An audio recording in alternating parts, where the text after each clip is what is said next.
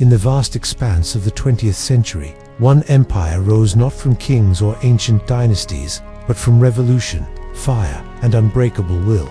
The Soviet Union, an experiment unlike any in history, was born from the ashes of Tsarist Russia, built on ideology and forged in blood.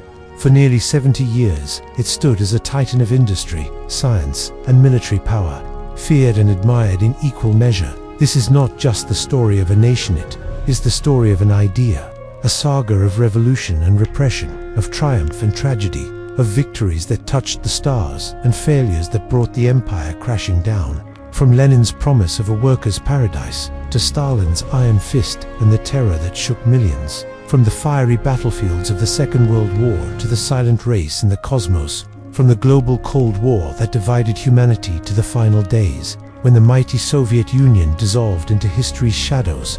This is the entire history of the mighty Soviet Union, told in 5 chapters, each revealing the rise, the glory, the darkness, and the fall of one of the most powerful nations the world has ever known.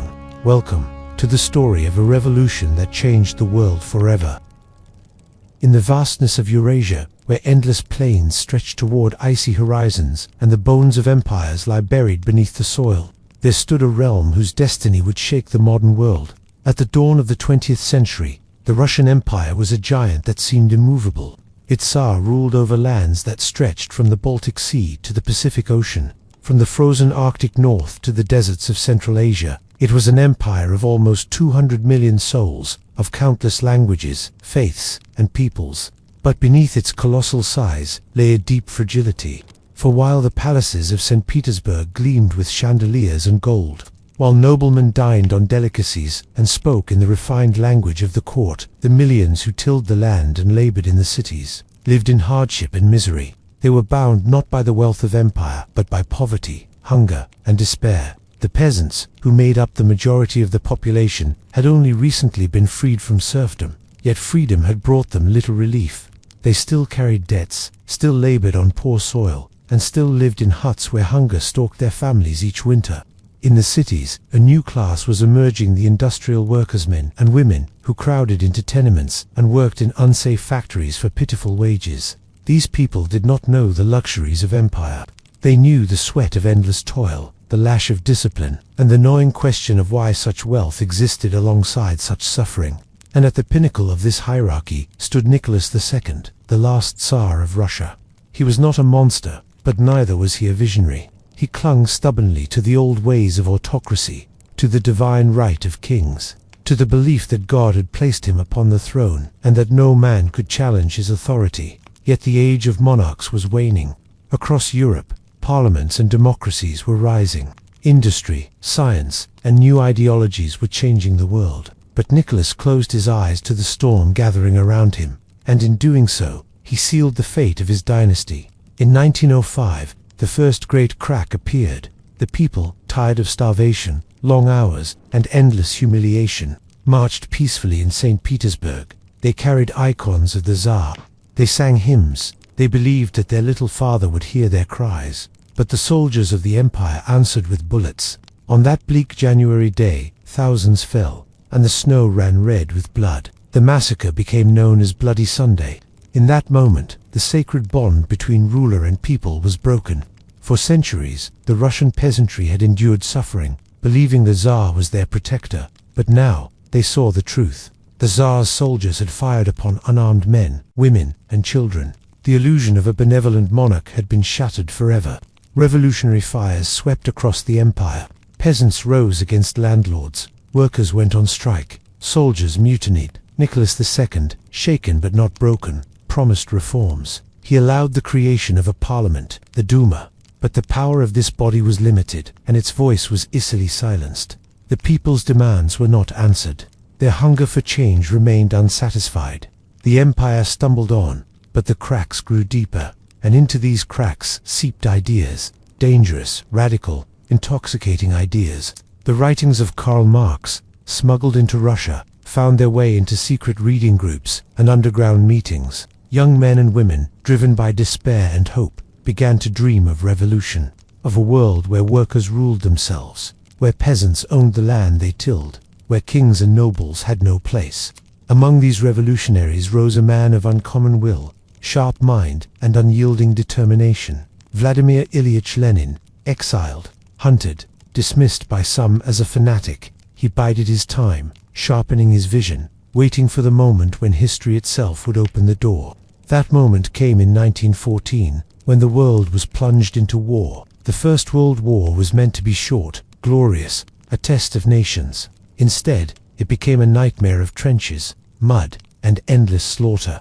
Russia entered the conflict with fanfare, its armies marching beneath banners of faith and loyalty to the Tsar. But within months, the reality became clear. Russian soldiers lacked rifles, boots, even food. They faced the most advanced war machines in history, with outdated weapons and incompetent leadership.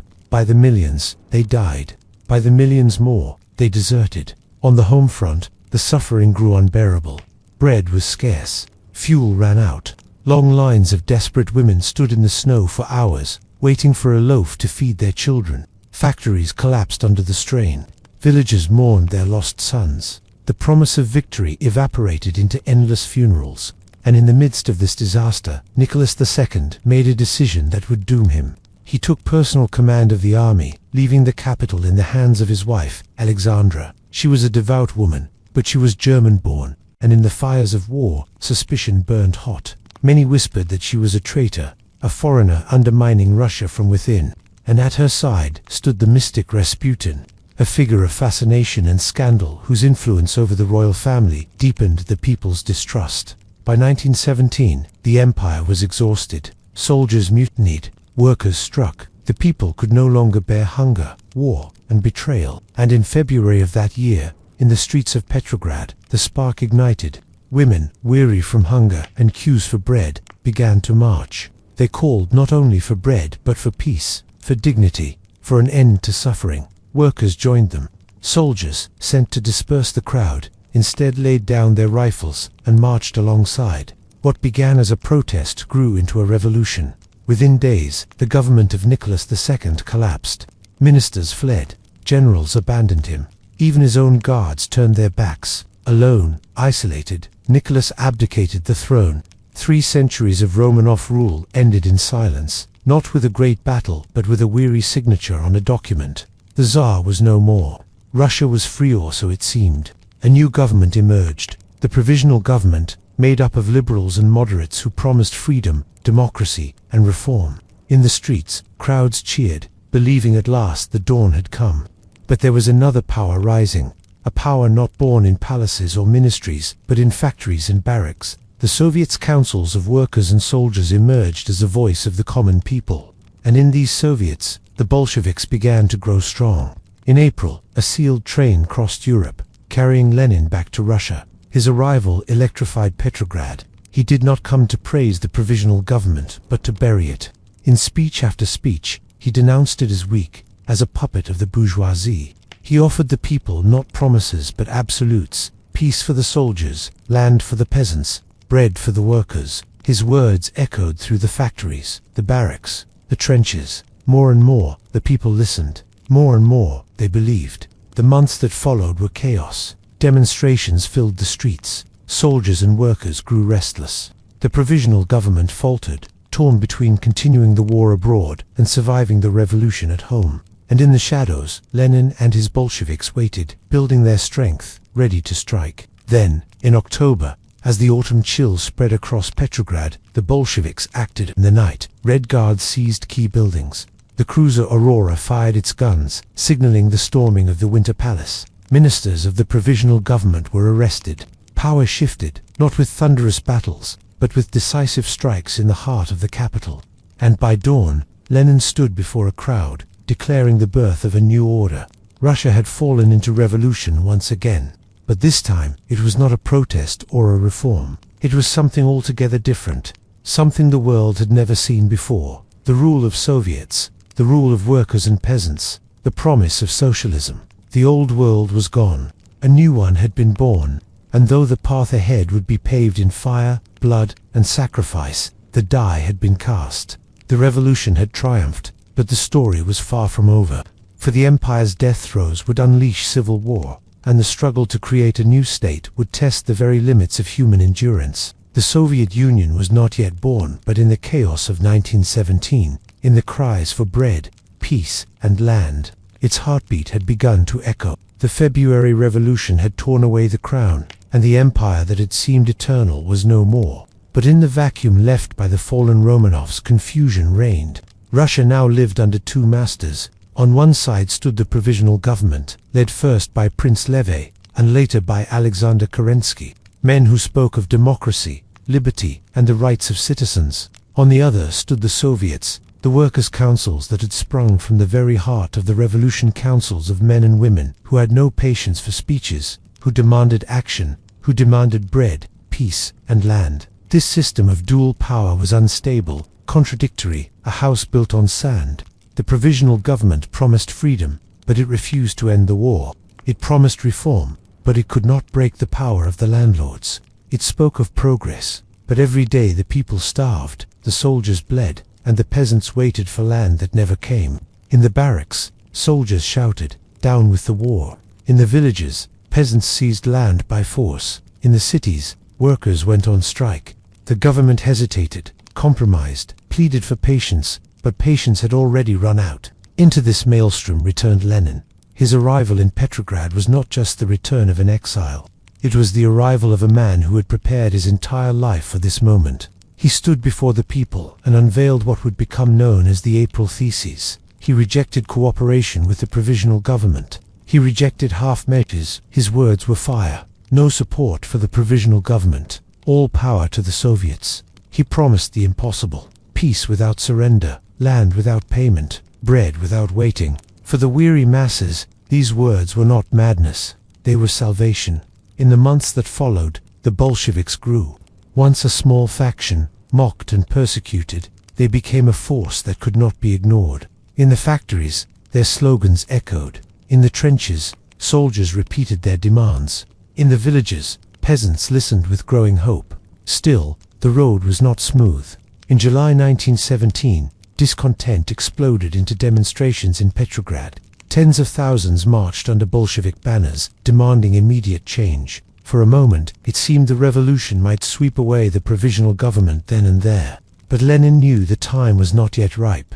The government struck back, sending troops to crush the demonstrations, arresting Bolshevik leaders, driving Lenin himself into hiding. For a time, it seemed the tide had turned. Newspapers declared the Bolsheviks finished. The revolutionaries were painted as traitors, German agents, destroyers of Russia. But history would not be so easily diverted. Only weeks later, the fragile provisional government faced a new threat from its own supposed defenders. General Kornilov, the commander of the Russian army, marched his troops toward Petrograd, intending to crush the Soviets and restore order with an iron fist. Panic gripped the capital. The provisional government, weak and desperate, turned to the very Bolsheviks it had sought to destroy. Workers armed themselves. Rail workers sabotaged Kornilov's trains. Soldiers deserted his cause. Within days, the coup collapsed, and Kornilov's men scattered. The Bolsheviks, once hunted, emerged as the saviors of the revolution. Their prestige soared. Their enemies had discredited themselves. Their time was approaching. By autumn, the situation had become unbearable. The war dragged on, each day bleeding Russia dry. The provisional government issued decrees, but had no power to enforce them. The Soviets grew bolder, their influence spreading across the nation. In Petrograd, Trotsky, newly returned from exile, became chairman of the Soviet, organizing the Red Guards and preparing for decisive action. Lenin, watching events from the shadows, understood that the window was closing. If the Bolsheviks did not act, others would seize the revolution's mantle. The time for waiting had ended. On the evening of October 24, 1917, the city of Petrograd lay under a tense silence, but beneath that silence, forces moved. Red Guards, loyal to the Bolsheviks, fanned out across the city, seizing bridges, post offices, rail stations, and government buildings. The cruiser, Aurora, anchored in the Neva, raised its guns in support. By dawn, the provisional government's hold on the capital had all but vanished. At the Winter Palace, a handful of ministers huddled, refusing to surrender. Outside, the Bolsheviks tightened their noose. In the early hours of October 25th, the storm began. Red Guards surged through the gates, pushing past weak resistance. The once proud symbol of imperial grandeur echoed with the sound of boots, shouts, and the crash of doors. The ministers were arrested, led away into the night. There was no great battle, no blood-soaked climax, only the quiet, decisive transfer of power. And in that quiet lay the thunder of history. At the Smolny Institute, Lenin appeared before the Congress of Soviets. His words were simple, but they carried the weight of centuries. We shall now proceed to the construction of the socialist order. The provisional government was no more. The Soviets held power. The dream of revolution, long whispered in cellars and printed on smuggled pages, had become reality.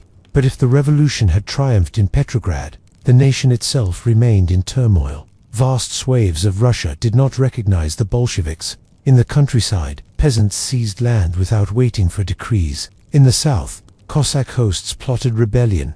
In the east, foreign powers eyed intervention. The army lay in ruins, the economy in collapse. Lenin and his comrades had seized power, but to keep it, they would need to fight, and fight they would. The revolution had only just begun, and its survival would demand sacrifice on a scale that few could imagine. Yet for that one moment, in October of 1917, the impossible had been achieved. The Tsar was gone, the empire was shattered. A new world was rising from the ruins of the old. Its shape was not yet clear, its destiny not yet written, but one name, one idea, one force now stood where once the Romanovs had ruled. That name was the Soviets, that idea was socialism, and that force would, in time, become the Soviet Union. The night of October was the night a new epoch dawned. The old world had collapsed into ashes, and from those ashes, something mighty began to stir. The workers in the factories, the peasants in the fields, the soldiers in the trenches, they now looked to a future that had never before existed. It was uncertain, it was perilous, but it was theirs. The revolution had come. The birth of the Soviet Union was no longer a dream, was the destiny that lay before them. The October Revolution had torn down the walls of the old order and planted the red banner of the Soviets in its place. For one brief moment, Petrograd's factories and barracks rejoiced, workers and soldiers believing that the nightmare of war and hunger had finally ended. Lenin stood before the Congress of Soviets and declared that history itself had been reborn.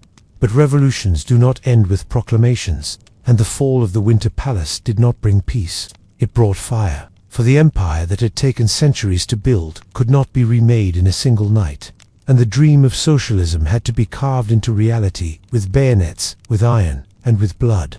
Even in Petrograd, where the Bolsheviks had triumphed, chaos lingered. Banks refused to hand over money, ministries resisted orders, and generals plotted rebellion.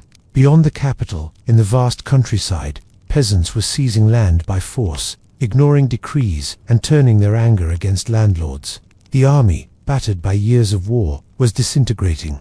Whole regiments deserted. Trains filled with armed deserters roamed the land like lawless armies of their own. The Bolsheviks, though victorious in the city, held only fragments of power in the country. Yet Lenin was undeterred. With unshakable conviction, he insisted that the revolution had begun a new era, and nothing would turn it back. The first act of this new power was to fulfill its most urgent promise. On his first day, Lenin signed a decree calling for immediate peace. The Russian people, bled white by the Great War, rejoiced. But peace was not so simple. The Germans advanced deep into Russian territory, demanding humiliating terms. In the city of Brest-Litovsk, negotiations began. Trotsky, sent to represent the new Soviet government, tried to stall, hoping revolution would soon erupt in Germany and rescue Russia. But Germany had no patience. Its armies pressed forward. In March 1918, faced with annihilation, the Bolsheviks signed the Treaty of Brest-Litovsk. Russia surrendered vast territories: Ukraine, Poland, the Baltics, Finland. It was a humiliation without equal, the loss of land greater than anything in the empire's long history. Many called it betrayal, but Lenin saw it as survival. Without peace, the revolution itself would be destroyed. Yet peace abroad unleashed war at home. The October Revolution had toppled the provisional government, but it had not destroyed its enemies. Across the vast expanse of Russia, the forces of counter-revolution gathered. Former generals, monarchists, liberals, and foreign powers all prepared to strike against the Bolsheviks. They called themselves the Whites, claiming they fought for freedom, order, or the restoration of the old regime. Whatever their motives, they shared one aim: to crush the revolution before it could take root. Against them stood the Reds, the Bolsheviks, the workers, Soviets, and those who still believed in Lenin's vision. And so began the Russian Civil War, a struggle that would define the birth of the Soviet Union. The land was torn apart by fire. The White armies advanced from the north, from Siberia, from the south. Foreign armies landed on Russian soil, British, French, Americans, Japanese, seeking to strangle the Bolshevik experiment in its cradle. Cities changed hands again and again. Villages were burned. Railroads became lifelines of war, their trains carrying soldiers, guns, and propaganda from one shattered front to another. In the chaos, a new army was forged. Under the leadership of Leon Trotsky, the ragged forces of the Reds were transformed into the Red Army. Trotsky rode in an armored train, darting across the battlefields, rallying troops, enforcing discipline with iron will. Commissars were placed beside every officer, ensuring loyalty not only to the cause but to Lenin's party. The Bolsheviks used every tool, terror, propaganda, and ruthless organization to hold their lines. For them, this was not just a war for power, it was a war for the future. The Civil War was not a single conflict but 1,000 fires burning at once. In the south, the White General Denikin pushed north, threatening Moscow itself. In Siberia, Admiral Kolchak declared himself supreme ruler of Russia. In the north, foreign troops landed at Archangel and Murmansk. In Ukraine, anarchist armies under Nestor Makhno rose, fighting both Reds and Whites, seeking their own vision of freedom. In the countryside, peasants rebelled against requisitions, forming green armies that fought all sides at once. Russia became a battlefield without end, where allegiances shifted with the seasons, and every village paid the price. The brutality of the war was staggering. Villages were razed, famine stalked the land. Both Reds and Whites carried out terror against their enemies' executions, massacres, repression. The Whites restored landlords and punished peasants who had seized land. The Reds answered with the Cheka, the secret police, who hunted counter-revolutionary and silenced dissent with the crack of rifles in the night. This was the time of war communism, when the Bolsheviks seized grain from peasants, nationalized industries, and forced the economy into the service of survival. For the people, it meant hunger, ration cards, and constant fear. Yet in the crucible of this suffering, the new state held on. By 1920, the tide turned. The Red Army, disciplined and hardened, pushed back its enemies. One by one, the White generals were defeated. Denikin's armies collapsed. Kolchak was captured and executed. Foreign powers, weary and unwilling to bleed for Russia, withdrew their forces. The dream of restoring the monarchy vanished into exile. By 1921, the Reds had triumphed. The revolution had survived. But the cost was almost unimaginable. Millions lay dead, killed in battle, executed in terror, starved in famine. Entire regions were left in ruins. The land had been baptized in blood, and from that blood the Soviet state had been born. Even victory did not bring peace. In the aftermath of the Civil War, Russia was exhausted, broken, on the brink of collapse. Workers deserted the factories. Peasants resisted requisitions.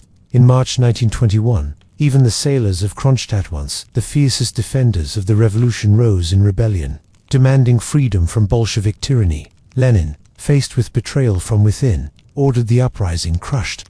The Red Army stormed the fortress, and the rebellion was drowned in blood. It was a painful reminder that the revolution devoured even its children.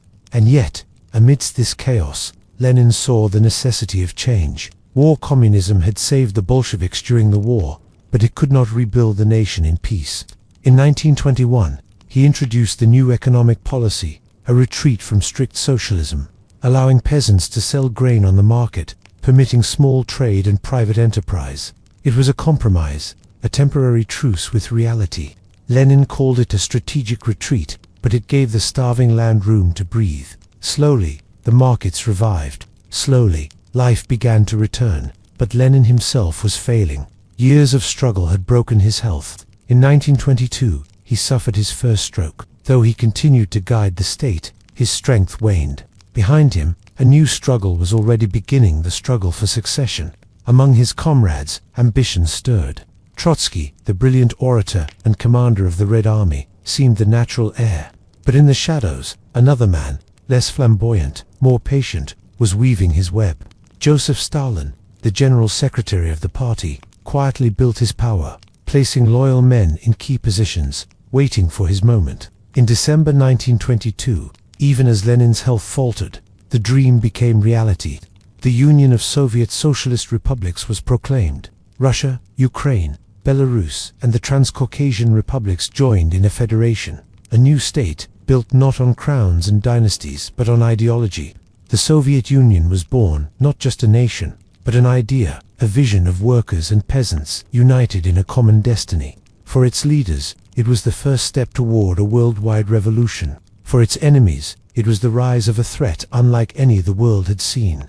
In January 1924, Lenin's body finally gave out. The father of the revolution was dead. His body was laid in state, and hundreds of thousands lined the snowy streets of Moscow to pay their respects. They wept for the man who had led them through war, famine, and chaos. Yet behind the mourning lay uncertainty. Lenin had been the heart of the revolution, its will and its voice. Without him, who would guide the new state? Would Trotsky, the fiery revolutionary, inherit the mantle? Or would Stalin, the quiet organizer, seize the throne of power? The struggle for the soul of the Soviet Union was only beginning. The revolution had triumphed. The civil war had ended. The Soviet Union had been born from fire. But as Lenin's coffin was lowered into the frozen ground, a new chapter was about to begin. The storm was not over. The storm was only gathering. The Soviet Union under Stalin's iron fist, the coffin of Lenin rested in Red Square, encased in a mausoleum of stone, a shrine to the father of the revolution. Crowds filed past his body, whispering prayers to a man who had denied gods, their tears freezing on their faces as they stood in the icy Moscow winds. Yet while the people wept, a silent struggle was already unfolding behind the walls of the Kremlin. Lenin's death left a void, and in that void, ambition stirred. The revolution had survived its birth. The Soviet Union had been proclaimed, but its future was uncertain. Who would inherit Lenin's mantle? Who would wield the power of the new state? At first, all eyes turned to Leon Trotsky. He had been the commander of the Red Army, the fiery orator, the man who had stood beside Lenin in the October days. Brilliant, confident, and admired across the world, Trotsky seemed the natural successor. But history is not written by brilliance alone. In the shadows, another figure was at work, a man underestimated, a man dismissed as ordinary. Joseph Stalin, General Secretary of the Communist Party, lacked Trotsky's eloquence, lacked his fame, but he possessed something far more dangerous: patience, cunning, and an iron will, masked by silence. While Trotsky debated theory and wrote essays, Stalin built alliances. While others dreamed of permanent revolution abroad, Stalin tightened his grip on the machinery of power at home. He placed loyal men in key positions. He maneuvered between factions, first aligning with Zinoviev and Kamenev to isolate Trotsky, then turning on them when their usefulness had ended. One by one, his rivals were outmaneuvered, disgraced, or exiled. By the late 1920s, Trotsky was driven from the Soviet Union itself, cast into exile in distant lands, his voice silenced within the country he had helped to create. Stalin now stood alone at the summit. The Soviet Union under Stalin's iron fist was not merely a continuation of Lenin's vision, it was a transformation. Stalin proclaimed himself the guardian of Lenin's legacy, but behind that mask he reshaped the revolution into his own image. Where Lenin had compromised with the new economic policy, allowing markets to breathe, Stalin saw weakness. He believed the Soviet Union must leap forward, must modernize, must wrench itself out of backwardness by force, if necessary. For him, there could be no retreat, no hesitation. The future would be forged in steel, in factories, in collective fields, and in the unquestioned authority of the party. The peasants, who had so long endured under landlords, now faced a new master. Stalin announced the collectivization of agriculture. Millions of small farms were to be merged into vast collective fields, where peasants would work not for themselves but for the state. Grain was seized to feed the cities, to export for industrial machines. Resistance flared. Peasants slaughtered their livestock rather than surrender them. Villages rebelled, but Stalin would not bend. Those who resisted were branded kulaks, enemies of the people. They were hunted, arrested, deported to the frozen wastes of Siberia, where countless thousands perished. The countryside burned with hunger and sorrow, yet Stalin pressed on. As the villages suffered, the cities grew. Towering smokestacks rose against the horizon. The 5-year plans proclaimed the birth of a new industrial age. In Moscow, new factories thundered with machinery. In the Urals, mines dug deep into the earth for coal and iron. Dams rose on mighty rivers. Entire cities appeared where none had existed. Built in haste, built in struggle, built with the sweat of workers who labored until their hands bled. The Soviet Union, once backward, began to transform into a modern industrial power. The cost was staggering: overwork, shortages, accidents, and lives ground down like gears in the machines they built. But Stalin cared nothing for cost. For him, the nation itself was the forge, and its people were the steel to be shaped. The iron fist did not stop at the economy. It reached into the hearts and minds of every citizen. The press spoke with one voice: the parties. Schools taught obedience and devotion. Portraits of Stalin appeared in every classroom, every office, every factory. His mustached face watching, his eyes unblinking. He became more than a leader. He became a father, a prophet, a figure painted with almost divine reverence. Yet behind the smiles in posters and parades, fear ran like a current beneath Soviet life. For Stalin's grip was not only iron, it was ruthless. Those who dared to speak against him vanished. Those who doubted his policies were accused of treason. Show trials filled the headlines, where once prominent revolutionaries confessed to impossible crimes, broken by torture, threats, or despair. The Cheka, reborn as the NKVD, spread its shadow across the land, arresting millions in the night. Camps spread across Siberia, gulags where prisoners worked until their bodies gave out, where the snow swallowed their cries. The revolution that had once promised freedom now devoured its own children. And yet, despite the terror, the Soviet Union marched forward. The factories produced steel. The farms, however broken, delivered grain. The armies swelled with new recruits. By the end of the 1930s, the Soviet Union had risen from a shattered land of peasants to a colossal power that stood among the mightiest nations on earth. To outsiders, it seemed a miracle. To those who lived it, it was survival under the shadow of fear. This was the Soviet Union under Stalin's iron fist, a land of progress and pain, of soaring achievements and unspeakable suffering, of people who built with their hands even as they trembled in silence. The revolution had given birth to a new world, but in Stalin's hands, that world became a fortress unyielding, unmerciful, and absolute. And as the 1930s drew to a close, as Stalin's power reached heights undreamed of, a storm approached from beyond the borders, a storm greater than any purge, greater than any famine, greater than the terror itself. For across Europe a dark tide was rising, a tide that would soon engulf the Soviet Union in fire once more. As the 1930s waned, the iron grip of Joseph Stalin had wrapped itself around every corner of the Soviet Union, tighter than any law or policy could dictate. Beyond the factories, beyond the smokestacks, beyond the streets where Soviet citizens moved cautiously as if walking on glass, an atmosphere of constant vigilance and fear pervaded every household, every office, every school. The revolution, once a clarion call of liberation, had transformed into a machine of relentless control, its pistons driven by suspicion, loyalty tests, and the ever-present shadow of the NKVD. Stalin's vision was clear. There could be no dissent, no hesitation, no loyalty to anything other than him, the party, and the Soviet Union he claimed to embody. It was in this climate of fear that the Great Purge began in earnest. The years between 1936 and 1938 became a chapter of horror and obedience,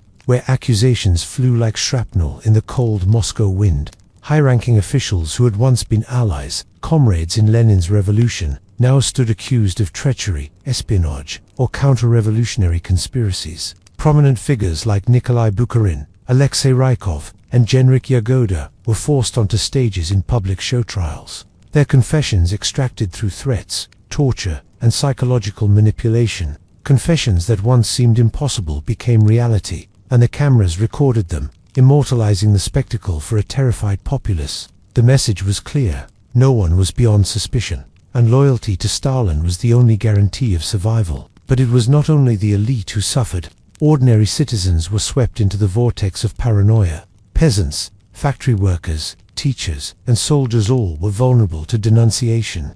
Neighbors reported neighbors, colleagues reported colleagues. Children were encouraged to spy on their parents. Arrests came in the night. Families were torn apart with no warning, no explanation, only the knowledge that the states was everywhere. The gulags, once a distant threat, now pulsed with life as millions were transported to Siberia, the Arctic, and the remote steppes, their labor fueling the industrial and military ambitions of the Soviet Union. Many perished from exhaustion, malnutrition, and brutal conditions. Their stories, whispers of suffering, disappeared into the wind, recorded only in the silent snow and the endless forests. Stalin's methods of control extended beyond fear.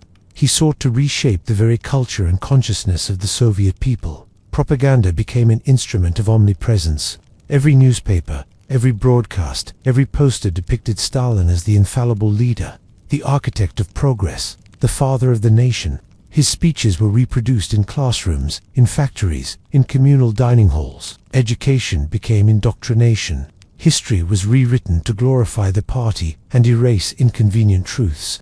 Literature, theater, and the arts were harnessed to celebrate the ideals of socialism, to depict the heroism of workers, peasants, and soldiers under Stalin's guidance. Dissenting voices were silenced, and alternative perspectives vanished from public discourse. The Soviet Union was transformed not only in its infrastructure but in the very minds of its people. Economically, the Soviet Union reached new heights even as its citizens endured unimaginable hardships. The 5-year plans, ambitious and relentless, pushed industrial production to unprecedented levels. Steel mills, coal mines, and machinery factories expanded at a pace that astounded the world. Cities grew into sprawling industrial hubs, their skylines punctuated by chimneys that belched smoke and promise. Electrification projects spread light across rural villages, a literal illumination of Stalin's vision. The state demanded efficiency and output, and while the human cost was immense, the Soviet Union's transformation into an industrial power was undeniable. Agriculture, however, remained a landscape of struggle. Collectivization had broken resistance in the countryside, yet the scars of famine and upheaval lingered. Millions had died in the 1932-1933 famine, a tragedy that left entire regions decimated and families destroyed. Despite this, Stalin pressed forward, driven by a belief that only through centralized control and forced labor could the Soviet Union endure and prosper. Grain production eventually stabilized under strict oversight, but at the price of freedom, autonomy, and the lives of countless peasants. The countryside had become a testament to the harsh calculus of Stalinist ideology. Progress demanded sacrifice, and the individual was subordinate to the state. Stalin's ambitions extended beyond internal consolidation. The Soviet Union, though industrially rising, faced a world teetering toward another massive conflict. Across Europe, fascism had taken root, with Adolf Hitler's Germany and Benito Mussolini's Italy threatening to reshape the continent. Stalin, acutely aware of the geopolitical tides, began preparing the Soviet Union for war. Even as his purges weakened the military hierarchy, generals and officers were arrested or executed, leaving gaps in command that would later prove costly. Yet, through relentless training, expansion of the Red Army, and the construction of new military infrastructure, Stalin sought to fortify his nation against the storm he knew was coming. In culture and daily life, Stalin's influence was total. Soviet citizens lived under the watchful gaze of the state, their actions monitored, their words measured. Loyalty ceremonies, parades, and state-sponsored festivals reinforced the myth of Stalin as the eternal leader, a man whose wisdom surpassed ordinary comprehension. Heroes of labor were celebrated, while the invisible millions who toiled without recognition remained the silent foundation of the Soviet dream. Religion, once a private refuge, was suppressed, replaced with a cult of personality and a secular devotion to the party. Churches became warehouses, temples of worship turned into museums of atheism, and priests faced arrest or exile. The spiritual landscape of the Soviet Union had been irrevocably altered. By the end of the 1930s, the Soviet Union had become a paradox of contradictions. It was a land of tremendous achievement and profound suffering, of industrial might and agricultural devastation, of loyalty and fear, of progress and oppression. Stalin's iron fist had forged a nation capable of confronting the challenges of the modern world. Yet it had done so at an incalculable human cost. The purges had eliminated enemies, real and imagined, but they had also left scars on the national psyche, scars that would persist for generations. The Soviet Union, under Stalin, had become a fortress, a machine, a state where the will of one man dictated the fate of millions. And yet, as the world edged closer to the abyss of global conflict, Stalin's gaze turned outward. He knew that the coming storm would test the Soviet Union in ways no internal policy could. The military, the economy, the people law would face trials that demanded endurance, resilience, and unflinching obedience. The iron fist that had ruled the nation with terror and calculation would soon confront a threat that could either solidify the Soviet Union's place as a superpower or shatter it completely. Thus, the stage was set. The Soviet Union, battered yet rising, fearful yet formidable, stood on the precipice of history. Stalin's reign had forged an empire in his image, one whose strength and ruthlessness would soon be tested against forces that spanned continents. The world outside was changing rapidly, and the Soviet Union, under Stalin's relentless authority, prepared to enter a conflict that would define not only its future, but the destiny of nations across the globe. The Soviet Union and the Great Patriotic War. The year was 1941. Europe had been simmering with tension for nearly a decade, yet the storm that had been gathering on the continent now threatened to engulf the vast lands of the Soviet Union in an unprecedented conflagration. The Soviet Union, born from the fires of revolution and forged through civil war and decades of political upheaval, had survived internal crises that would have shattered lesser nations. Its cities had risen from rubble, its factories had roared to life under the hammer of industrialization, and its army had been rebuilt under the strict supervision of Joseph Stalin, the iron-willed leader whose vision and brutality had shaped the Soviet state. Yet, despite these advances, the nation was far from invulnerable. The shadow of fear and repression still haunted every echelon of power, and the scars of the Great Purges lingered, leaving the military and civilian leadership wary, cautious, and in some cases, fractured. For decades, the Soviet Union had labored tirelessly to transform itself from a predominantly agrarian society into an industrial superpower. The 5-year plans, ambitious and often brutal in their execution, reshaped cities into industrial hubs, while collectivization centralized agriculture under state control, exacting a heavy human toll but consolidating resources for the future. The Red Army, rebuilt after purges that had decimated its officer corps, now stood as a formidable force, trained and disciplined, yet untested on the scale that the coming conflict would demand. The Soviet leadership, acutely aware of the rise of fascism in Europe, had watched with growing alarm as Hitler's Germany expanded relentlessly westward, conquering nation after nation with a combination of ideology, ambition, and mechanized warfare the world had never seen. Hitler's vision of Lebensraum, a vast expanse of territory to be conquered and settled by the German people, directly threatened the Soviet Union. The Third Reich's conquest of Poland, the rapid fall of France, and the occupation of Scandinavia sent a clear message. No nation in Eastern Europe was safe. Diplomacy, non-aggression pacts, and temporary truces provided little comfort. Despite agreements such as the Molotov-Ribbentrop Pact, which offered a fragile illusion of security, the Soviet leadership understood that these were merely delays, not solutions. The storm gathering to the west was not a distant threat. It was imminent, vast, and terrifyingly powerful. On June 22, 1941, the warnings became reality.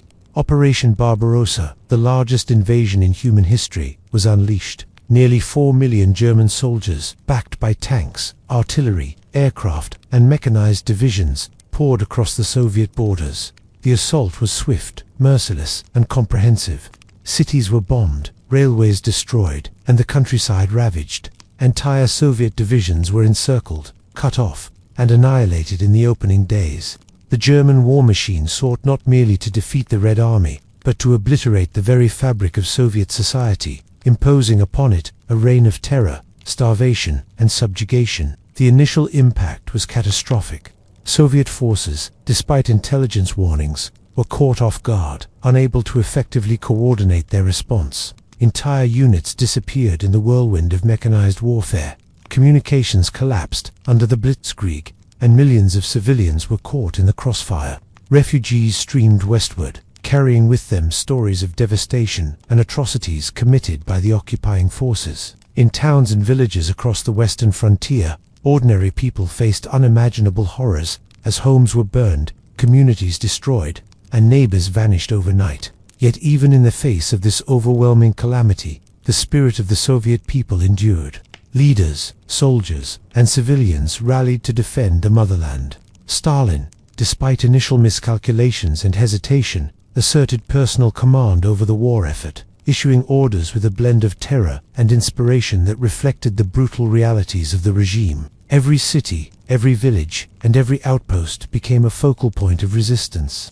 Evacuations of factories and critical infrastructure eastward were carried out with remarkable efficiency, ensuring that production could continue even as front lines collapsed. The ingenuity and resilience of the population became a weapon in itself. Women, men, and even children worked tirelessly to support the Red Army, digging trenches, manufacturing munitions, and maintaining supply routes across a sprawling and perilous landscape.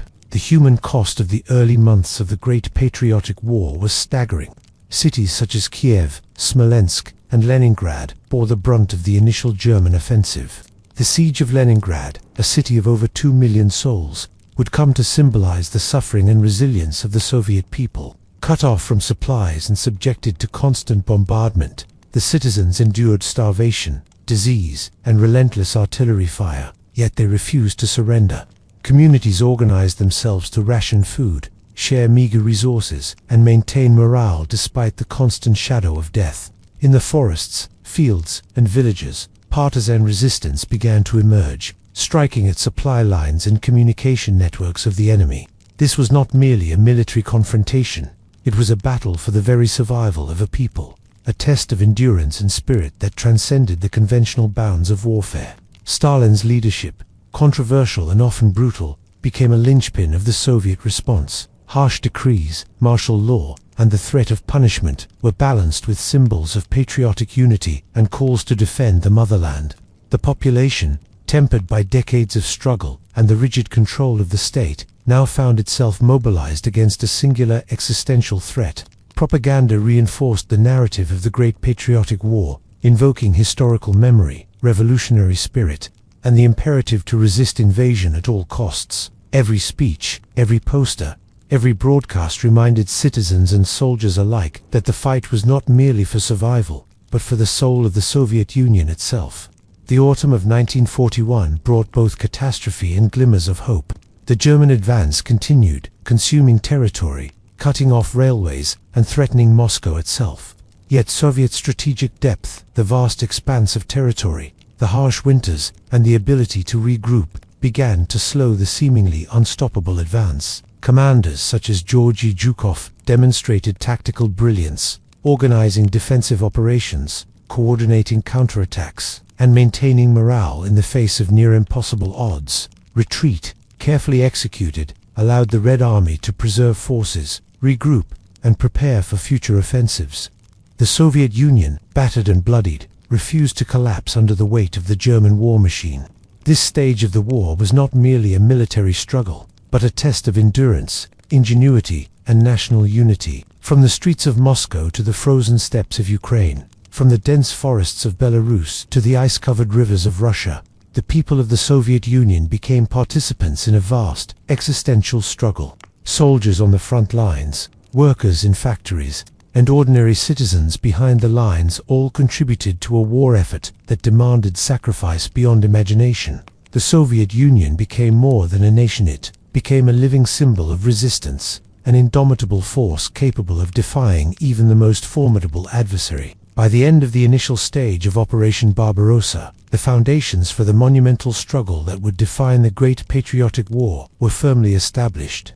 The Soviet Union had endured the shock of the initial invasion, reorganized its defenses, and begun to leverage its vast resources to mount a counter-offensive. It was a war fought not only with weapons but with resilience, strategy, and the indomitable will to protect a homeland shaped by revolution, hardship, and decades of struggle under Stalin's iron hand. The battle lines were drawn, the armies mobilized, and the world watched as the Soviet Union, rising from the shadows of terror and repression, faced a threat that would determine the course of the 20th century. The coming months would test the limits of endurance, the depth of strategy, and the resilience of a nation that had already endured so much. The Great Patriotic War had begun, and the Soviet Union would emerge forever changed its destiny, now entwined with the epic struggle that lay ahead. As the harsh winter of 1941 settled over the vast expanses of the Soviet Union, the full gravity of the invasion became undeniable.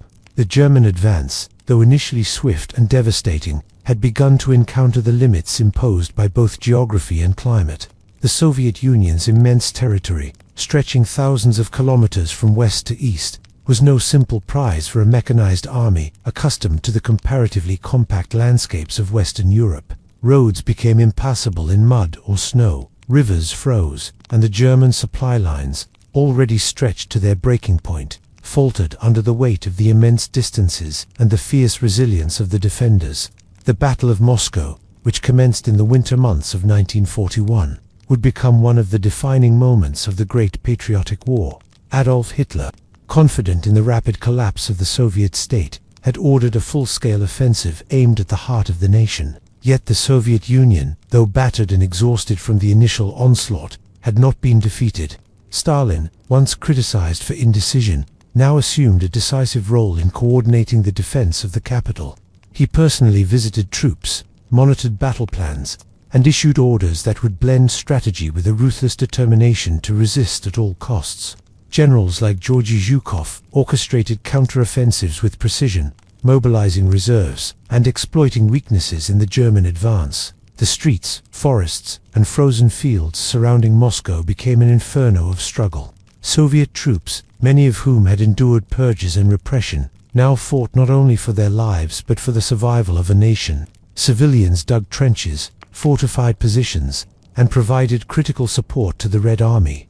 As temperatures plummeted to unimaginable lows, soldiers endured frostbite, hunger, and relentless bombardment. Yet amidst the freezing winds and the roar of artillery, the Soviet spirit endured. The city's defenses held, the counteroffensive drove the Wehrmacht back, and for the first time in the war, the invaders' momentum was decisively checked. The victory at Moscow was not merely a military triumph, it was a profound psychological turning point. The Soviet people, hardened by decades of struggle, had proven that even the most formidable enemy could be resisted. For the German High Command, it marked the beginning of a realization that the Soviet Union, vast and resilient, would not be conquered by blitzkrieg alone. The Red Army, reinforced, reorganized, and inspired by the defense of the capital, now prepared for the grueling battles that would define the heart of the conflict. The winter of 1941-1942, however, was only the beginning.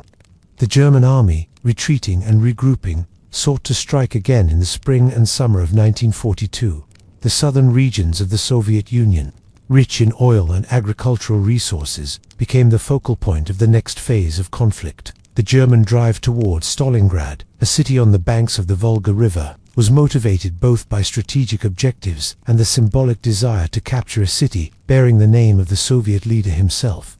The stage was set for a confrontation that would come to symbolize the horrors and heroism of the Great Patriotic War. The Battle of Stalingrad, lasting from the summer of 1942 into the winter of 1943, was unlike any conflict the world had ever seen. Urban warfare transformed the city into a fortress of rubble and death. Soviet soldiers, often outnumbered and outgunned, fought street by street, building by building. Snipers, machine gunners, and artillery units turned factories, homes, and streets into deadly battlegrounds. Civilians, caught in the middle, endured bombardment, starvation, and disease, yet many refused to leave, supporting the defense and embodying the resilience of the Soviet populace. The city became a crucible where endurance, courage, and ingenuity were tested to the extreme. Throughout the battle, the Red Army demonstrated remarkable strategic brilliance, encirclement tactics, counterattacks, and careful coordination of reinforcements eventually allowed Soviet forces to trap the German Sixth Army in Stalingrad, cutting off supply lines and denying them retreat. The siege became a test of human willpower on both sides. German soldiers, isolated and facing starvation, ultimately surrendered in early 1943. The victory at Stalingrad was not only a turning point in the war, it was a profound psychological and symbolic triumph. The Soviet Union had begun to shift from defense to offense, demonstrating that the tide of the Great Patriotic War could be turned. The momentum gained at Stalingrad carried through into 1943 and 1944, with the Battle of Kursk marking another pivotal moment. The largest tank battle in history, Kursk showcased the industrial might and strategic capacity of the Soviet Union. Thousands of tanks clashed across fields and forests, while aircraft, artillery, and infantry coordinated in a symphony of destruction and strategy. The Soviet victory at Kursk shattered German offensive capabilities on the Eastern Front and allowed the Red Army to embark on a series of counteroffensives, gradually reclaiming lost territories across Ukraine, Belarus, and the Baltics. The human cost remained immense. Millions of soldiers and civilians perished, countless cities lay in ruins, and families were torn apart by the ceaseless violence. Yet for the Soviet people, every victory, no matter how costly, reinforced a sense of purpose. The war had become a struggle, not only for territory but for identity, survival, and the vindication of a nation forged in revolution, hardship, and the iron grip of Stalin's leadership. The vastness of the Soviet Union, combined with its industrial capacity relocated beyond the reach of German forces, ensured that production of tanks, aircraft, and weaponry continued unabated, fueling the counteroffensives that would ultimately drive the invaders westward. By 1944, the Red Army had regained momentum on every front. The liberation of occupied territories was marked by fierce battles and immense sacrifice. Cities such as Leningrad, which had endured the longest siege in history, finally saw the retreat of German forces. Ukraine, Belarus, and the Baltic states were gradually freed, and the Soviet Union, bloodied yet unbroken, prepared for the final assaults into Eastern Europe. The coordination of strategy, industrial capacity, and sheer determination transformed the Soviet Union into a machine of war, capable of matching and surpassing the forces that had once threatened its existence. The final phase of the Great Patriotic War, from 1944 into 1945, saw the Red Army advance relentlessly toward Germany. Massive offensives, crossing rivers, breaking defensive lines, and liberating cities, showcased both the skill and the indomitable will of the Soviet forces. The march westward was brutal, leaving destruction in its wake, but also signaling the culmination of a struggle that had begun in the fires of June 1941. By April 1945, Soviet forces had entered Berlin, and the Third Reich, the machine that had once seemed unstoppable, collapsed under the weight of its adversary. The victory came at a staggering cost. Millions of soldiers and civilians had perished, cities had been leveled, and the Soviet Union itself had been transformed forever. But it was a triumph that confirmed the resilience, strength, and indomitable spirit of the Soviet people. The Great Patriotic War had tested every facet of the Soviet Union, its leadership, its military, its industry, and its people. It was a war of endurance, strategy, sacrifice, and heroism. The nation that had once faced annihilation in the summer of 1941 emerged victorious, not merely as a survivor, but as a superpower whose influence would shape the post-war world. The lessons of the war, etched into memory, monuments, and the very fabric of society, would guide the Soviet Union in the decades to come, a testament to resilience forged in the crucible of fire, blood, and iron. As Chapter 3 concludes, the Soviet Union, tempered by the fires of the Great Patriotic War, stood transformed. Cities rebuilt, industrial might expanded, and a people united by sacrifice and courage now looked toward the uncertain future.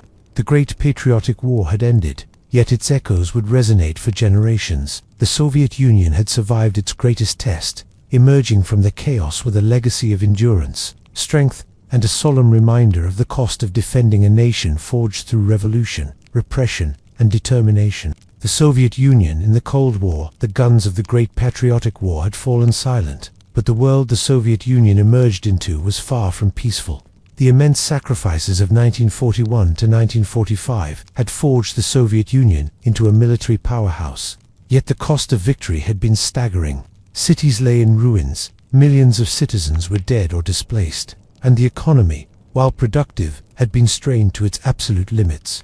Across Europe, the political landscape had been irrevocably altered. Western powers, most prominently the United States and Great Britain, had emerged from the war with their industries intact and their influence expanded, while the Soviet Union, despite its triumph over the Axis, faced the daunting challenge of reconstruction and consolidation in the shadow of the West. From the very first days following the surrender of Nazi Germany in May 1945, tensions began to surface. The wartime alliance between the Soviet Union and the Western powers, tenuous at best and united primarily by the goal of defeating Hitler, quickly unraveled. Ideological differences, Marxism-Leninism versus liberal democracy and capitalism, once suppressed by the immediate urgency of wartime cooperation, now resurfaced with renewed vigor. The Soviet Union, under Joseph Stalin's leadership, sought to secure its western borders and ensure a buffer zone of satellite states in Eastern Europe.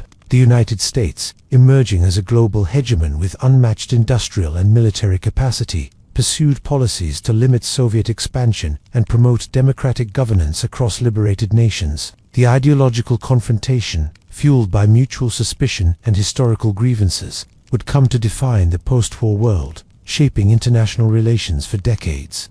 The early years of this new conflict, soon to be termed the Cold War, were marked by strategic positioning, covert operations, and the rapid militarization of the Soviet Union. Stalin's regime, acutely aware of the vulnerability exposed by the German invasion, maintained a vast and modernized military, while also investing heavily in the political control of Eastern Europe. Countries such as Poland, Hungary, Czechoslovakia, Romania, and Bulgaria became satellite states, governed by communist parties aligned with Moscow. The Red Army, though weary from the Great Patriotic War, remained stationed in these territories, acting as both a shield and a symbol of Soviet influence.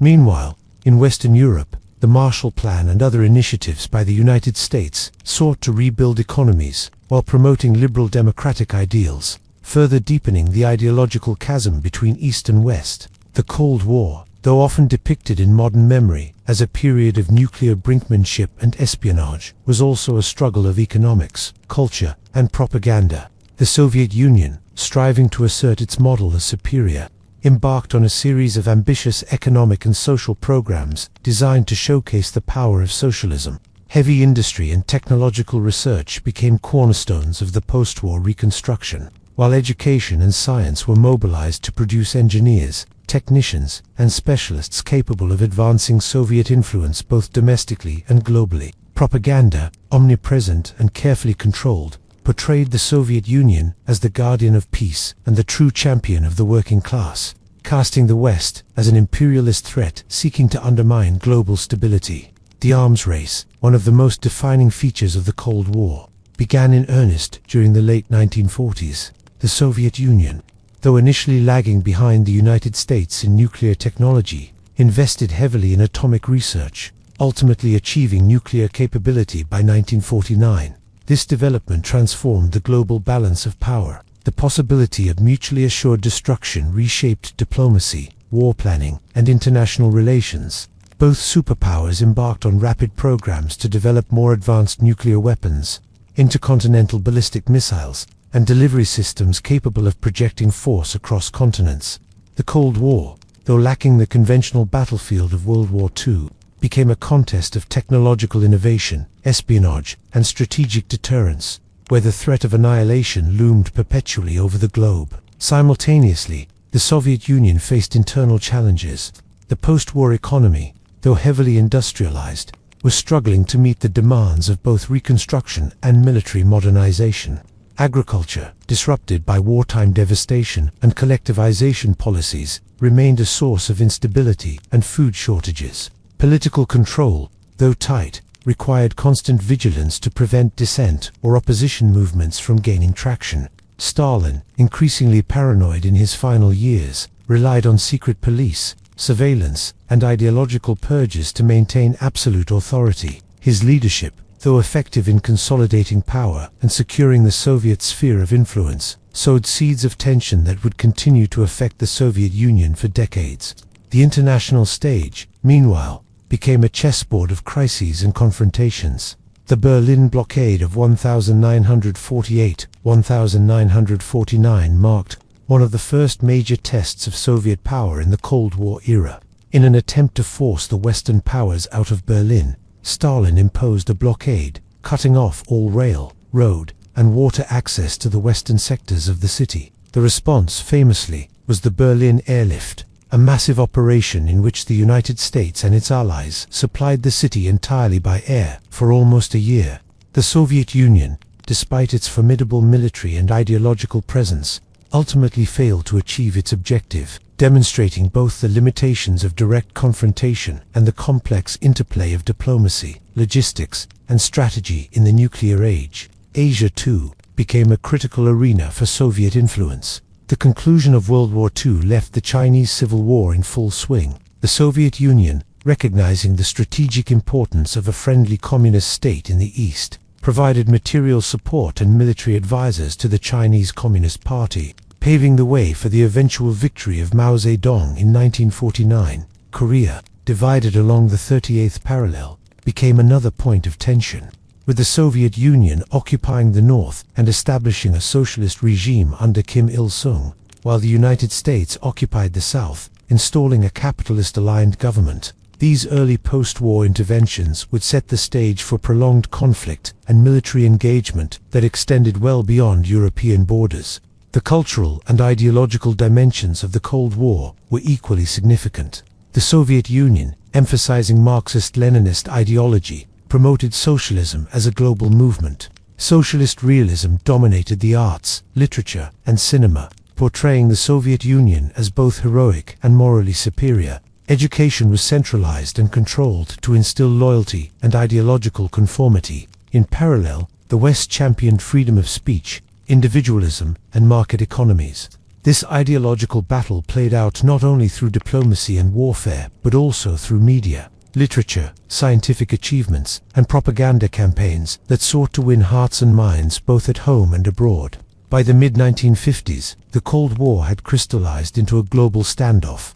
The death of Stalin in 1953 brought some shifts in policy, with Nikita Khrushchev emerging as the new Soviet leader. Khrushchev's de-Stalinization policies, attempts at reform, and aggressive foreign policy initiatives would reshape the Soviet Union's domestic and international posture, setting the stage for both confrontation and launch of Sputnik in 1957.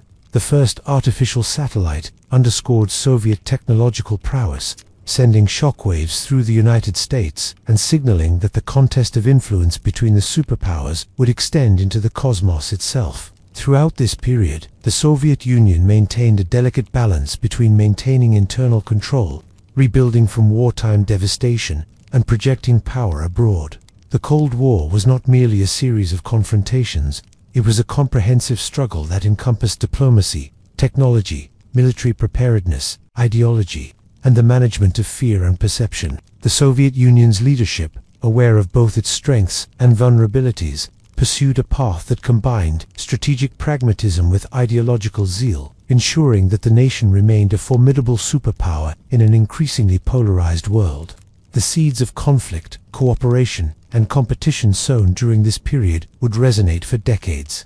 From the tense standoffs in Berlin to the nuclear brinkmanship that defined international relations, the Soviet Union emerged from World War II transformed, both strengthened and challenged by the pressures of global competition. Its people, economy, and military were molded by war and ideology, preparing the nation for the trials and confrontations that the Cold War would bring.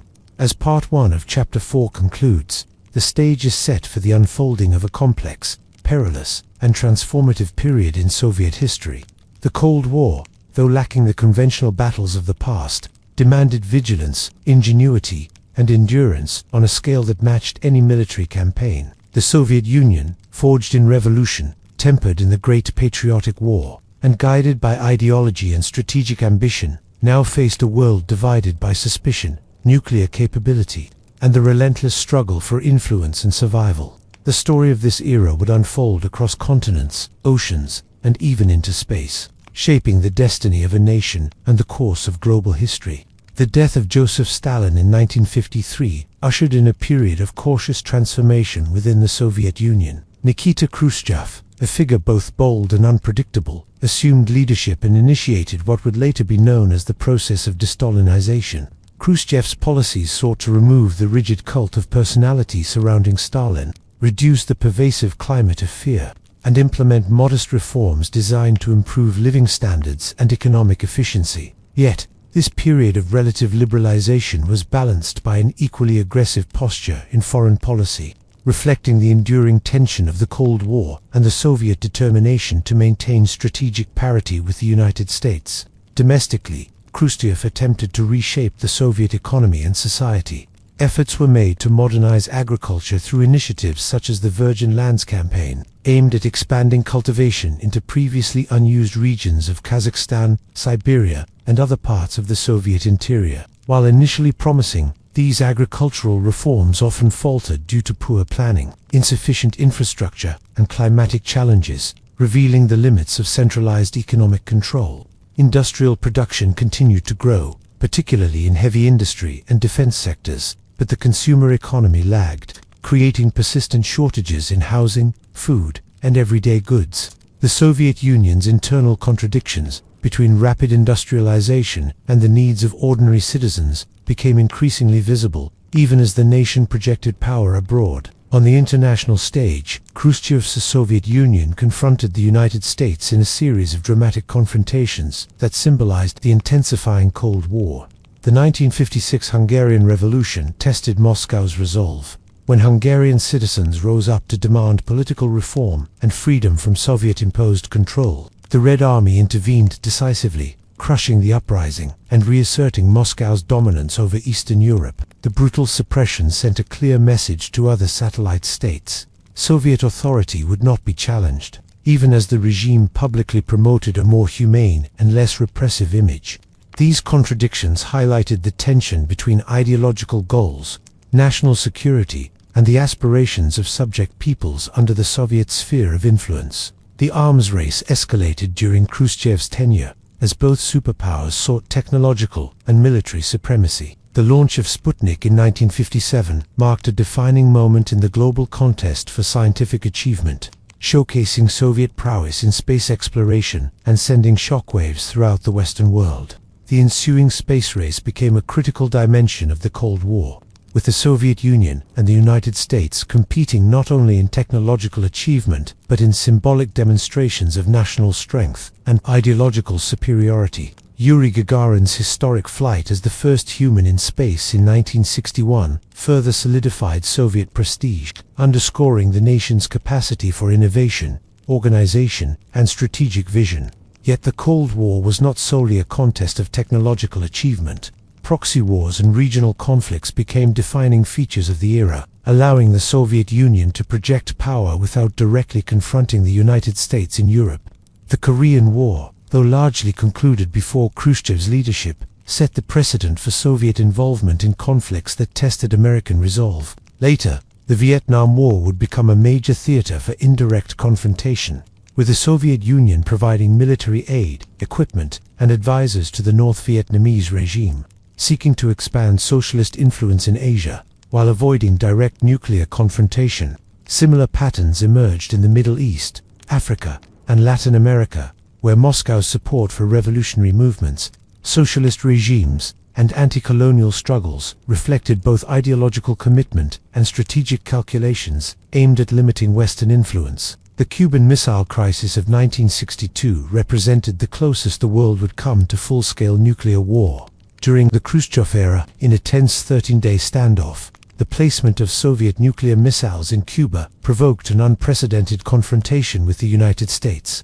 The crisis tested the limits of diplomacy, strategic deterrence, and communication, ultimately ending with a negotiated withdrawal of missiles in exchange for assurances regarding U.S. military posture in Turkey and a secret agreement on the non-invasion of Cuba. While Khrushchev emerged with mixed domestic and international consequences, the episode underscored the high stakes of nuclear brinkmanship and the constant pressure the Soviet leadership faced in balancing ambition, ideology, and survival. Following Khrushchev's ouster in 1964, Leonid Brezhnev assumed leadership, inaugurating an era characterized by relative stability, strategic consolidation, and a cautious approach to domestic and international affairs. Brezhnev's policies emphasized the maintenance of Soviet influence across the Eastern Bloc, the continued modernization of the armed forces, and the pursuit of with the West a temporary easing of tensions facilitated by arms control agreements, diplomatic engagement, and trade negotiations. The strategic arms limitation talks, SALT-I, in the early 1970s exemplified this approach, reflecting the recognition that unbridled competition risked economic strain and catastrophic escalation. Economically, the Brezhnev era was marked by both achievements and stagnation. Industrial production remained robust, and military and space programs continued to flourish. Yet the command economy struggled to meet the growing demands of Soviet society. Consumer goods were limited, agricultural inefficiencies persisted, and central planning increasingly failed to incentivize innovation or productivity. Despite these challenges, the Soviet Union maintained a strong geopolitical posture, leveraging its nuclear arsenal, satellite states, and influence in international organizations to secure its interests and project the image of superpower capability. The cultural and ideological dimensions of the Brezhnev period reinforced state authority while attempting to manage the aspirations of a more educated, aware, and mobile population. Education, propaganda, and mass media were carefully controlled to promote socialist values, celebrate Soviet achievements, and reinforce the legitimacy of the Communist Party. At the same time, cracks in the system began to emerge. Intellectuals, dissidents, and reform-minded citizens increasingly sought avenues for expression and critique, often facing censorship, harassment, or exile. The tension between ideological control and societal dynamism highlighted the growing challenges facing the Soviet leadership as it navigated the pressures of modernization, social change, and the burdens of global competition.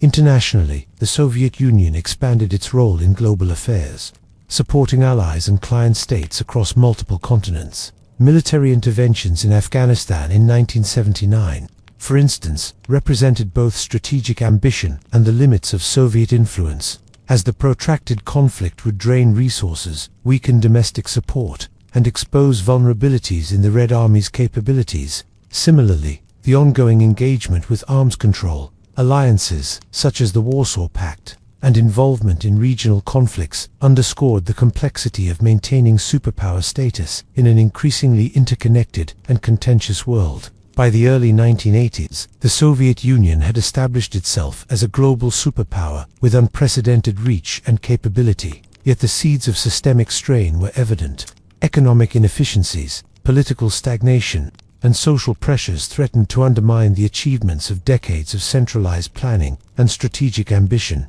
While the Cold War continued to define the contours of international relations, the Soviet Union's internal challenges foreshadowed the transformations that would ultimately reshape the nation in the closing years of the 20th century. As Part 2 of Chapter 4 draws to a close, it becomes clear that the Cold War was not merely a contest of armies and weapons, but a multifaceted struggle encompassing ideology, economics, science, culture, and diplomacy. The Soviet Union, tempered by revolution, forged through war, and strengthened by ambition, navigated a perilous landscape with determination and resilience.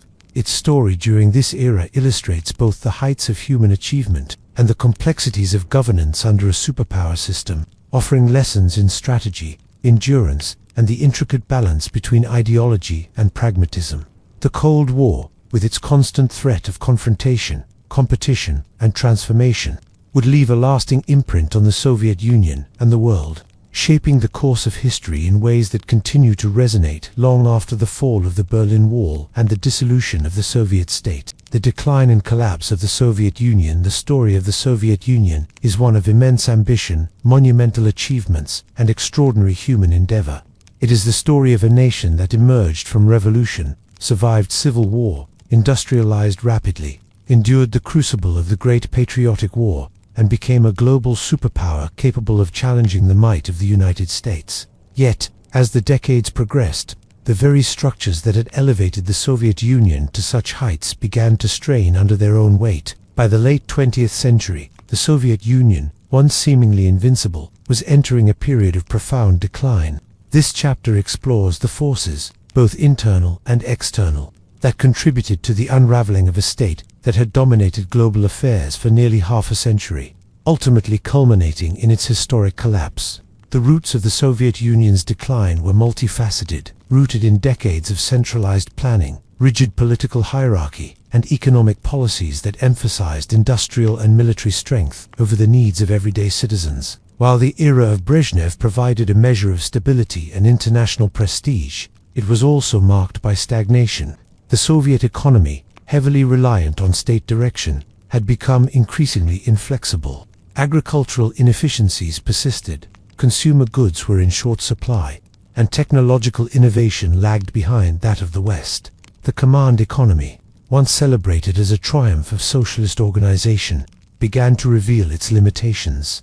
Centralized decision-making created bottlenecks, encouraged corruption, and stifled initiative. Resources were disproportionately allocated to defense and heavy industry, leaving housing, healthcare, and everyday necessities inadequate for the population. Socially, the Soviet Union faced a growing sense of disillusionment among its citizens. A generation had grown up in a society that promised equality, opportunity, and progress, only to encounter shortages, bureaucratic rigidity, and restrictions on personal freedoms. Education and literacy had reached unprecedented levels, yet many young people found their ambitions constrained by a system resistant to change. Intellectuals, artists, and reform-minded individuals increasingly challenged the orthodoxies of the Communist Party, seeking avenues to express ideas that were often at odds with official ideology. Dissident movements, samizdat publications, and underground cultural activities reflected a growing undercurrent of dissatisfaction, signaling that the social contract between the state and its citizens was fraying. Externally, the global landscape was changing in ways that exerted immense pressure on the Soviet system. The economic dynamism of the West, particularly the technological and financial prowess of the United States, created an environment in which the Soviet Union struggled to compete. The arms race, while a source of prestige and deterrence, drained resources that might have been invested in domestic improvements. Similarly, proxy conflicts around the world from Afghanistan to Africa and Latin America exacted a heavy toll, both financially and morally, on the Soviet state. The invasion of Afghanistan in 1979, initially intended to preserve a friendly regime and project Soviet power, soon evolved into a protracted conflict that sapped resources, exposed military vulnerabilities, and eroded public confidence in the government's judgment. The transition of leadership from Brezhnev to Yuri Andropov and then Konstantin Chernenko in the early 1980s did little to arrest these systemic weaknesses. Both Andropov and Chernenko attempted reforms, but their short tenures and health limitations prevented substantial change. By the time Mikhail Gorbachev ascended to power in 1985, the Soviet Union faced a series of pressing crises: economic stagnation, bureaucratic inefficiency, declining morale, and growing dissatisfaction among the populace. Gorbachev, acutely aware of these challenges, recognized that transformative change was necessary if the Soviet Union was to survive in a rapidly evolving world. His rise marked the beginning of a bold and unprecedented experiment in reform, yet it would also set in motion forces that ultimately contributed to the unraveling of the state. Gorbachev's vision was encapsulated in two interrelated policies: perestroika, or restructuring, and glasnost, or openness. Perestroika aimed to revitalize the economy by introducing elements of decentralization, improving efficiency, and encouraging limited market mechanisms within the socialist framework. Glasnost sought to increase transparency, promote discussion of social and political issues, and reduce censorship, offering citizens greater freedom to express grievances and debate policy. These reforms, revolutionary in intent, were designed to breathe new life into a system that had grown rigid, unresponsive, and inefficient. Yet, they also unleashed a wave of expectations, criticisms, and tensions that the Soviet leadership had not fully anticipated. Economically, perestroika faced immediate and formidable challenges. Attempts to decentralize industry and introduce market mechanisms were often met with resistance from entrenched bureaucrats, who feared loss of control and influence. Supply chains were disrupted as planning ministries lost authority, and enterprises struggled to adapt to new responsibilities. Inflation, shortages, and inefficiencies became increasingly visible, undermining confidence in the government's capacity to manage the economy. Simultaneously, attempts to modernize agriculture met with limited success, as structural problems, environmental factors, and lack of investment hindered meaningful improvement. Citizens who had hoped for immediate relief from decades of scarcity were confronted with the stark realities of systemic dysfunction. Glasnost, while offering a measure of political openness, created its own set of complications. Freed from the strict censorship of previous decades, journalists, intellectuals, and ordinary citizens began to voice long-suppressed grievances. Corruption, mismanagement, and historical injustices were exposed. fueling criticism not only of past leaders, but also of current officials. Nationalist movements in the Baltic states, Ukraine, Georgia, and other republics gained momentum, calling for greater autonomy or outright independence. What had been intended as a controlled process of openness began to spiral, revealing the deep-seated tensions within the multi-ethnic Soviet Federation. Citizens, long accustomed to a single-party, centralized state, now confronted the possibility that the structures which had defined their lives for decades were no longer immutable. Internationally, the Soviet Union faced additional pressures. The ongoing arms race, coupled with the economic burden of maintaining influence in Eastern Europe and supporting Allied movements abroad, stretched resources thin. Relations with the United States, though improved in the context of nuclear arms reduction agreements, such as the Intermediate Range Nuclear Forces Treaty, remained cautious and competitive. Meanwhile, global economic shifts, including rising oil prices, followed by volatility, further complicated the Soviet economic position. The world was entering an era in which technological innovation, information networks, and market-oriented economies increasingly defined national strength, areas in which the Soviet Union was struggling to keep pace. By the late 1980s, it became increasingly clear that the Soviet system was under profound stress. Popular unrest, economic stagnation, and political fragmentation created an environment in which fundamental change was inevitable. The central authority of Moscow, once unchallenged, began to weaken as republics asserted their right to self-determination. Public confidence in the Communist Party, once the backbone of Soviet society, eroded rapidly as citizens confronted the gap between ideology and reality. The combination of economic failure, political liberalization, and rising nationalism created a perfect storm, signaling that the Soviet Union, despite its superpower, status, and historical resilience, was approaching a critical juncture. As Part 1 of Chapter 5 draws to a close, the stage is set for the final chapters of the Soviet story. Decades of ambition, conquest, and survival had brought the nation to unparalleled heights, yet the very mechanisms that had enabled its rise were now exposing its vulnerabilities. Gorbachev's reforms, intended to rejuvenate the system, had instead accelerated its unraveling, unleashing forces of economic crisis, political fragmentation, and nationalist assertion that could not be easily contained. The Soviet Union, which had once seemed eternal and unyielding, was entering a period of unprecedented transformation and uncertainty. The unfolding events of the late 1980s and early 1990s would define the ultimate fate of a state that had shaped the course of the 20th century, and the world watched as history itself appeared to turn against the mighty Soviet Union. As the 1980s progressed, the forces unleashed by Gorbachev's policies of perestroika and glasnost accelerated the unraveling of the Soviet Union. Economic stagnation deepened, social tensions increased, and political fragmentation reached unprecedented levels. The ambitious reforms, initially intended to strengthen the state, instead highlighted its weaknesses. Factories and collective farms struggled under the burden of partial decentralization. Inefficiencies became impossible to ignore. Consumers faced shortages of basic goods, and inflation began to erode the limited purchasing power of citizens.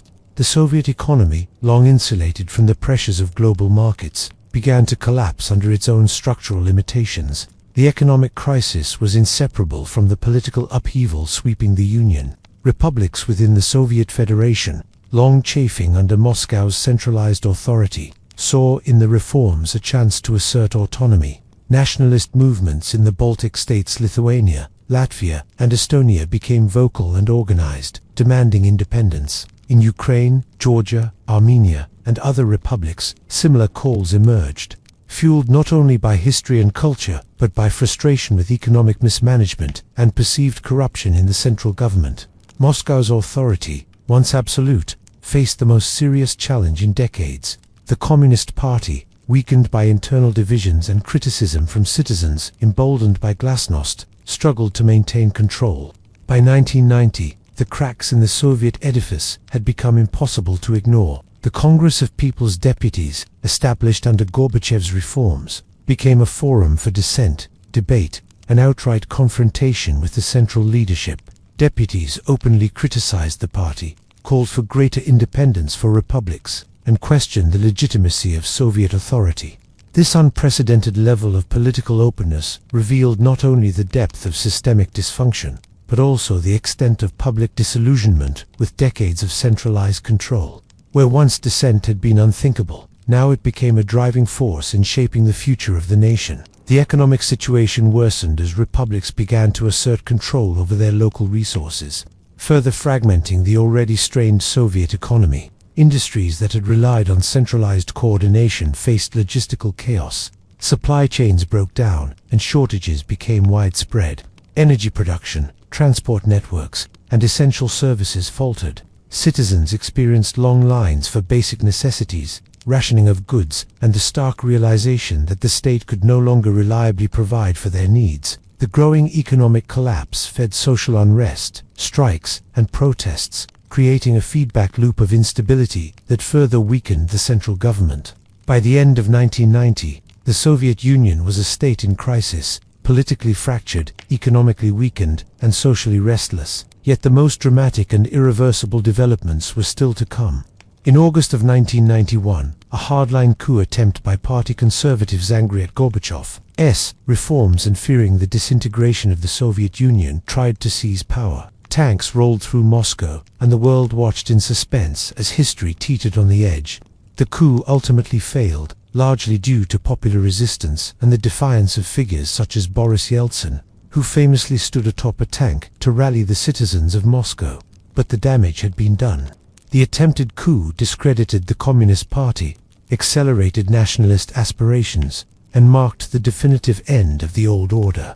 In the months that followed, the collapse of central authority became increasingly inevitable. Republics moved decisively toward independence, negotiating declarations that effectively nullified Moscow's authority. Lithuania, Latvia, Estonia, and others formalized their sovereignty.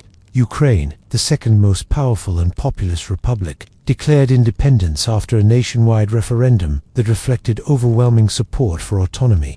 The dissolution of the Soviet Union no longer seemed a distant possibility but an imminent reality.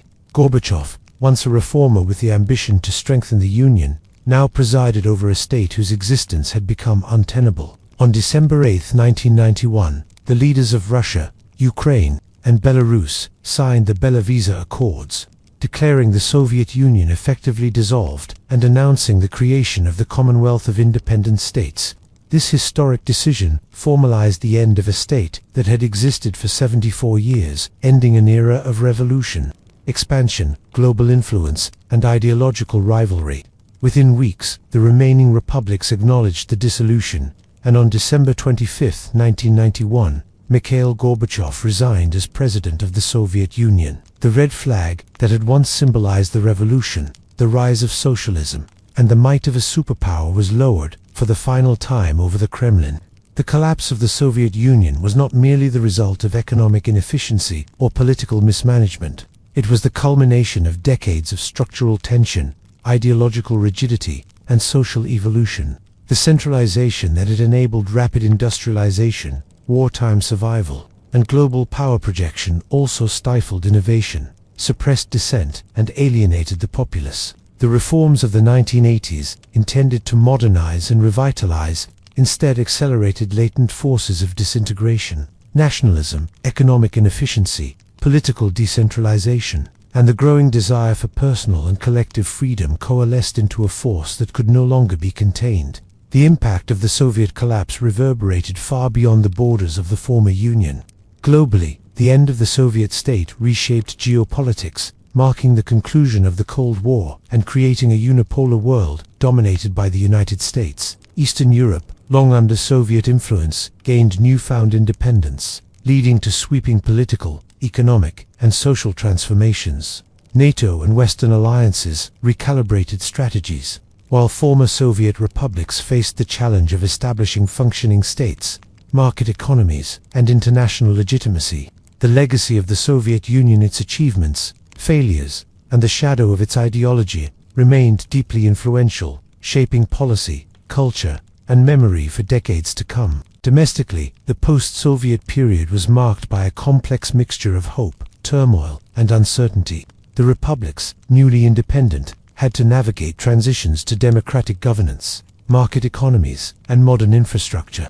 Russia, inheriting much of the Soviet Union's military, nuclear arsenal, and global responsibilities, faced the daunting task of redefining its national identity and role in the world. Socially, citizens confronted the dissonance between the promises of the past and the realities of the present. The collapse had not only altered governance and policy, but had reshaped daily life, affecting employment, welfare, security, and the very fabric of society. Reflecting on the trajectory of the Soviet Union, one can see a nation of extraordinary ambition, extraordinary achievement, and extraordinary tragedy. From the revolution that birthed the state to the industrial triumphs, wartime resilience, Cold War confrontation, and eventual collapse, the Soviet Union represents a historical arc of unparalleled complexity. Its rise demonstrated the capacity of a state to transform society, industrialize, and assert global influence.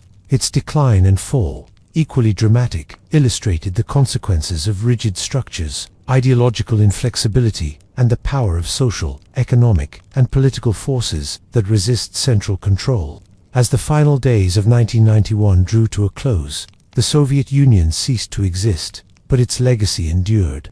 The monuments, cities, institutions, and memories of its history remained embedded in the lives of millions. Scholars, historians, and citizens alike continue to debate its achievements and failures, reflecting on the lessons of its rise and fall. The world witnessed not merely the collapse of a state, but the end of an era that had defined international politics, ideological struggle, and human ambition for most of the 20th century. The story of the Soviet Union, from revolutionary inception to ultimate dissolution, serves as a testament to the potential and perils of concentrated power, ideological ambition, and the resilience of human societies. Its history reminds us that no matter how formidable a state may appear, it is ultimately subject to the pressures of economic reality, social aspiration, and the inexorable currents of historical change. In the end, the mighty Soviet Union, which had shaped the course of global events for nearly a century, became a cautionary tale of how empires rise, endure, and eventually succumb to forces both within and beyond their control. Thus, Chapter 5 concludes the saga of the Soviet Union, bringing to a close the narrative of a nation that was at once a symbol of revolutionary aspiration, wartime heroism, superpower ambition, and eventual systemic collapse. The history of the Soviet Union, with all its triumphs and tragedies, stands as a profound chapter in human experience, a story of vision, struggle, endurance, and the ultimate limits of power. From revolutionary upheaval to global superpower, the Soviet Union's history is a story of extraordinary ambition, resilience, and complexity. It rose from the ashes of empire, endured civil war, famine, and purges, and emerged as an industrial and military giant capable of shaping the course of the 20th century. Through the crucible of the Great Patriotic War and the tense standoffs of the Cold War, it demonstrated both the strength and the cost of centralized power, ideology, and sacrifice. Yet, no empire is eternal. Economic stagnation, political fragmentation, and the unyielding desire for freedom ultimately brought the mighty Soviet Union to its knees. Its collapse in 1991 marked the end of an era, but left a legacy that continues to influence the world. Lessons in ambition, endurance, and the limits of human institutions. The story of the Soviet Union is not only the history of a state, but a testament to the courage, struggle, and indomitable spirit of the millions who lived within it. It is a reminder that even the mightiest nations are shaped by the people, the choices they make, and the relentless march of history. The Soviet Union may have fallen, but its story remains a powerful chapter in humanity's quest for power, progress, and survival.